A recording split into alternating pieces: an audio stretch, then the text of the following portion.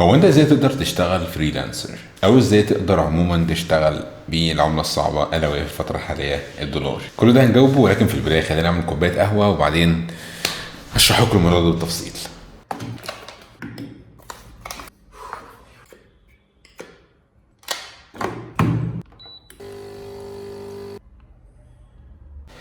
وبعد ما عملنا كوبايه قهوه تعالوا بقى نتكلم بجد شويه.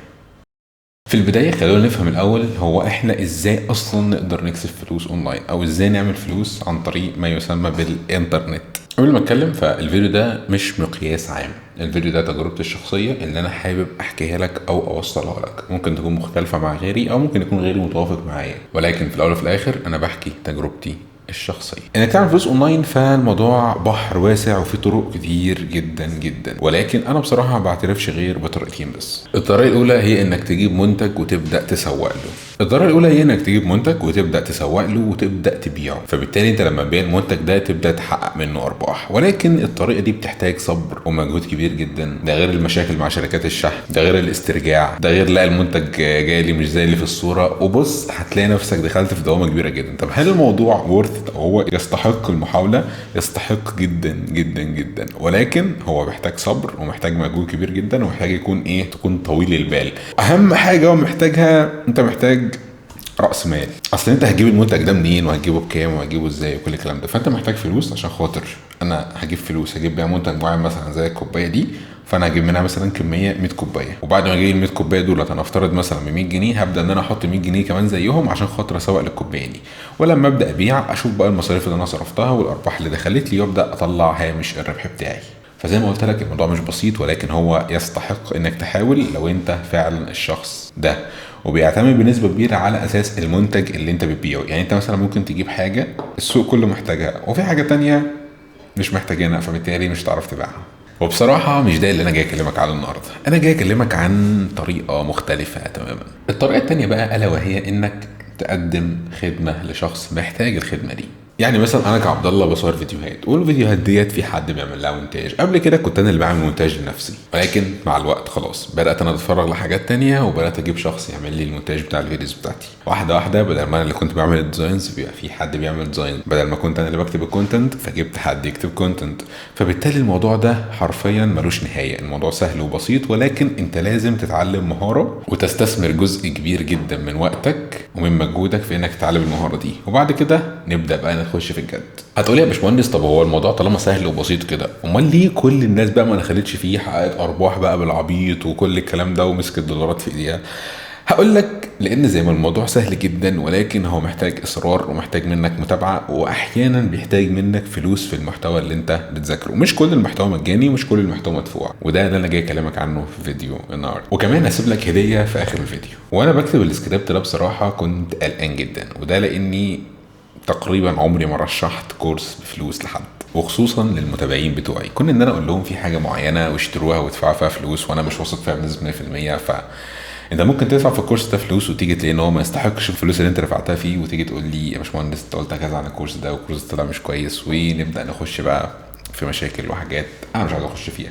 فانا كنت في غنى عن ان انا اعمل الموضوع ده خالص، ولكن انا قلت طب ما ايه رايك انا اخاطر واخد التجربه بنفسي واشوف لو التجربه دي تستحق ان انا فعلا ادفع فيها فلوس، فانا احكيها للناس واعمل عنها فيديو، ولو ما تستحقش فخلاص يا دار ما دخلك شر، ولا اكني شفت اي حاجه. والحاجه دي او الكورس ده يمكن كلكم شفت اعلانات عنه او غالبيتكم شفت اعلانات عنه، الا وهو كورس السبوبه سوا للباشمهندس محمد جمال. انا واربع اشخاص غيري اكتر من 50,000. السبوبه سوا. بس الحمد لله انا راجل في السوق عارف احنا الكورس بتاعنا بيقدم اكبر قيمه ممكنه لفلوسك او لاستثمارك. بصوا هو الكورس ده تحس ان في حاجه مش مظبوطه. يعني هو انت ازاي بتقدم لي كل الاكونتات المدفوعه ديت وانت اصلا مش واخد مني تقريبا حوالي 2000 جنيه، وازاي بتديني حاجات قيمتها اكتر من 60,000 جنيه تقريبا؟ فهو اكيد في حاجه مش مظبوطه، يا اما الموضوع ده فيه نصبايه، يا اما الموضوع بس ان هو بيحاول يجر رجلك انك تشتري الكورس وبعد كده يقول لك مع السلامه. والمشكله ان هو بيقدم لنا اكونتات احنا فعلا بنحتاجها في شغلنا اليومي. يعني مثلا لو انت مصمم ومحتاج تصمم حاجه في السريع، فانت عندك كانفا برو في تمبلتس كتير جدا ممكن تستخدمها، فده بفلوس، هو بيديك كل ده فور فري. ده غير شات جي بي تي النسخه 3.5 وفيديو سكرايب وان فيديو. واللي شد بقى انتباهي اكتر ان هو كمان بيقدم لك اكونت فور فري على اب ماي سايت. وده اللي ما يعرفوش، فده عباره عن ويب سايت انت بتعمل عليه موبايل ابلكيشن الاندرويد والاي او اس بس من غير ما تكتب اي اكواد. يعني في برامج كده محتاج انك تكون عايز تعمل لها حاجه بسيطه فبتعملها في السريع عليه. انا عارف ان الاشتراك بتاعتها غالي، فلما جيت شفت الاعلان هو طب اصدقك في كانفا برو وشات جي بي تي والحاجات دي كلها، لكن حتى اب ماي سايت، فهنا لا، قلت كان لازم اخش اجرب. وبالفعل قد كان يوم 6 مارس 2024 قررت ان انا اشتري الكورس ده علشان خاطر احكي لكم التجربه بتاعتي. وبالفعل دفعت فلوس زي ما انتم شايفين، وقلت والله لو الموضوع كويس خير، لو الموضوع مش كويس ف 2000 جنيه مش خساره كبيره، ويبقى انا اتعلمت الدرس. وبعد كده لو الفضول اللي جوايا اتكلم معايا في اي حاجه هديله بالجزمه. واول ما اشتريت الكورس حصل حاجه غريبه قوي. انا ببعت لهم على التليجرام محدش بيرد، ببعت على ماسنجر محدش بيرد، ببعت على انستجرام محدش بيرد. قلت بس هو الموضوع كده نصبايا وشكرا والسلام عليكم ورحمه الله وبركاته. ولكن بعد حوالي تقريبا 5 دقائق او 10 دقائق لقيت حد من خدمه العملاء بيرن عليا بيقول لي معاك اسماء من كورس السبوبه سوا. مش فاكر كان اسمها ايه بالظبط عشان خاطر ما اجيبش سيره حد يعني، ولكن معاك فلان من كورس السبوبه سوا. انا بتابع مع حضرتك، هل انت دخلت فعلا والكورس فتح لك ولا لا؟ ده في خدمه عملاء كمان، يعني في ناس كمان بترن عليا بتاكد ان انا دخلت. وبعد كده اول ما دخلت على تليجرام لقيت بقى في بحر من الداتا اتفتح لي، في اكتر من جروب. في جروب للاسئله بس، وده بتخش تلاقي حرفيا اي حاجه تخطر على بالك في مجال الفريلانس هتلاقي فيه اجابه للسؤال بتاعك مهما كان هو ايه. زي اكتر من توبيك اسوها لكم، زي اكتر من توبيك اللي طالعين قدامكم دلوقتي على الشاشه. قلت برضو ازاي كل الداتا دي بالمبلغ البسيط ده؟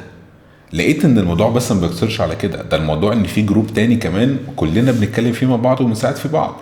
ده غير كمان ان الكورس ده حرفيا كل يوم او كل شهر او كل فتره معينه بينضاف اداه جديده فيه وفور فري. انت بتدفعش فلوس، انت دفعت الكورس مره واحده بس، وبعد كده انت بتدفعش اي فلوس تانية، ويبدا الكورس فيه ابديتس دايما، وابديتس حلوه زي اب ماي سايت. الناس اللي كانت اشترت الكورس قبل اب ماي سايت هي ما كانتش تعرف ان في اضافه زي كده هتنضاف، ولكن هي فعلا انضافت والناس خدتها ببلاش. بس برضو ماشي، الموضوع كويس وفي متابعه، وكل ما ابعت المسج يرد عليا في نفس الوقت وبيتابعوا معاك ويقول لك اذا كنت انت وصلت المعلومه ولا لا. ولكن في حاجه كمان انا فعلا ما قدرتش اتخطى الفيديو ده غير لما اتكلم فيها، الا وهي الكوتش جيمي. ده عباره عن بوت على تليجرام. البوت ده حرفيا بيكلمك كل يوم وبيديك تاسكات وبيتاكد ان انت خلصت التاسكات دي. الكورس ده بيعلمك انجليزي وبيتابع معاك، وفي اكتر من كورس اكتر من سبوبه، وبيعلمك تاخد فلوس ازاي، وبيعلمك ازاي تجيب اول شغلانه ليك اونلاين، وبيعلمك كمان ازاي تكسب فلوس، وازاي تاخد الفلوس دي وتحولها على حسابك بالمصري، وتحولها على حسابك سواء انت في مصر او في اي مكان تاني. في حاجه مش طبيعيه لحد ما جيت في يوم ولقيت المسج دي. قلت ممكن تكون مثلا فوتوشوب، او اصل انت مثلا انت بتاخد كورس معين بتمن قليل جدا. وبعد كده لقيت في فيديو مبعوث على الجروب. الفيديو ده كان زي ما انتم شايفين كده. بسم الله الرحمن الرحيم. نقوم اليوم 12/3/2024 بذبح بقرة كبيرة بالإطعام وفاكهة صدقة عن أسرة السبوبة سوا. وسع الله رزقهم وأكرمهم ورزقهم خير الدنيا والآخرة. اللهم لك الحمد كما ينبغي لجلال وجهك وعظيم سلطانك. يعني اللي هو بجد يعني كورس حرفيا ثمنه قليل جدا جدا جدا على كل المميزات اللي هو بيقدمها لك. الكورس ده بتدفع فيه تقريبا 2000 جنيه بس، وبتاخد حاجات باكتر من 60,000 جنيه. ده غير الداتا والانفو اللي انت حرفيا ممكن ما تلاقيش في اي مكان. ده غير الاسئله اللي حرفيا في تيم كامل بيتابع معاك وبيجاوب على كل اسئلتك. بجد الموضوع كان لازم يعني اكبرني ان انا اطلع اعمل فيديو عنه. وعلى فكره برضو انا ما اعرفش باشمهندس محمد جمال، وطبعا يعني ليا الشرف اكيد لو اتعرفت عليه في يوم من الايام، ولكن حقيقي يا صديقي يعني انا بهنيك على كل الشغل الجامد اللي انت عامله ده.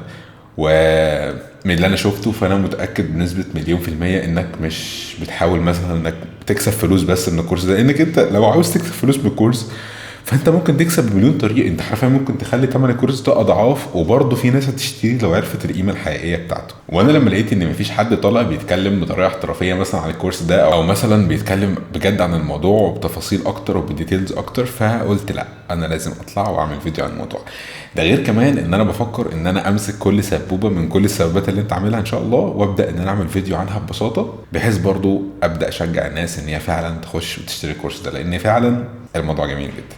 فهنيك يا صديقي على الكلام الجميل جدا اللي انت عامله ده. طب الكورس ده هيفيدك لو انت ايه بالظبط. لو انت مبتدئ، او لو انت فعلا بدات تشتغل في المجال، او لو انت بدات تحس انك شغال لوحدك ومفيش حد حواليك ومفيش حد يساعدك في كل الحاجات اللي انت بتقع فيها، فالكورس ده حرفيا هيكون كنز كبير جدا ليك. بعيدا عن الكورس، فانت حرفيا الكوميونتي اللي انت بتخش فيه يستاهل اكتر بكتير من المبلغ اللي انت هتدفعه. في حد مثلا ممكن يقول لي طب ما كل المحتوى اللي هو بيشرحه ده موجود على اليوتيوب وببلاش وممكن اخش. صدقني لا. كون ان يكون في حد بيتابع معاك وبيشوف انت وصلت لحد فين وبيسالك كل يوم وبيقول لك يلا النهارده عشان تكمل وبيعلمك حاجات كتير وبيديك اكونت على دولينجو عشان تتعلم انجليزي وبيقول لك كل يوم ابعت لي انت وصلت لحد فين، ويكون في فريق دعم كامل بيرد عليك في اي وقت وتحس يعني في جروب مثلا يعني مثلا امبارح في بنت كانت عامله ديزاين لوجو معين، فكانت بعتها على الجروب فبتقول لي ايه رايكم في اللوجو كذا، فانا قلت لها لا والله في تعديل كذا كذا، لقيت نفسي بفتح الفوتوشوب وبعمل لها انا اللوجو وابعته لها تاني. فكون اصلا ان يكون انا كنت فعلا في بدايتي كنت محتاج الكوميونتي زي ده في بدايه حياتي او في بدايه شغلي كفريلانسر. انا كنت فعلا محتاج اجاوب على اسئله كتير ما كنتش لاقي حد بيجاوب عليها. فكون ان انا الاقي بقى حد والاقي مكان بيجاوب على كل ده والموضوع بكل السلاسه دي، انصحك من كل قلبي انك تشتري الكورس ده، لان فعلا هيوفر عليك وقت وهيوفر عليك مجهود كبير جدا وهيوفر عليك ساعات ممكن تقضيها على اليوتيوب وشروحات وازاي. حرفيا كورس جميل. ده غير الشرح اللي فيه ده كله. انا لسه ما اتكلمش اصلا على الكورسات اللي معموله فيه وطريقه الشرح والاصول البسيط والممهد، ان هو حرفيا بيفهمك واحده واحده، ولو في اي حاجه وقفت قدامك بتخش تسال وبتلاقي في ناس بترد عليك. فانا شايف ان الكورس ده يستحق بطريقه كبيره جدا انك تشتري. وبرضو انا جايب لكم خصم، هو يعني اللي انا عرفت ان هو خصم 5%، ولكن هو انت اصلا انت مش محتاج تخصم اكتر من ال 2000 جنيه في اي شيء يعني. فهسيب لكم البرومو كود بتاعي تحت وبس كده. دي كانت كل حاجه الفيديو النهارده. حبيت اطلع اناقشكم اشوف لو حد عايز يشتغل فريلانسر ازاي يكمل، وفعلا الموضوع ده يكون استثمار حقيقي وجميل، ومش هتحس بالندم ابدا انك انت خدت الخطوه دي. وفي الفيديوهات اللي جايه هحاول اكلمكم اكتر عن فريلانسر، واحاول اكلمكم في شتى مواضيع نتعمق بقى في حاجات اكتر، واحاول اشارككم جزء من خبرتي علشان خاطر لو انت عايز تكون فريلانسر فما تخشش في نفس الدوامات او عمليات النصب وحاجات كتير كده بتحصل معانا. فحاول اوفر عليك جزء كبير من المشوار ده. كان معاكم عبد الله محمد، واشوفكم ان شاء الله الفيديو اللي جاي. مع السلامه.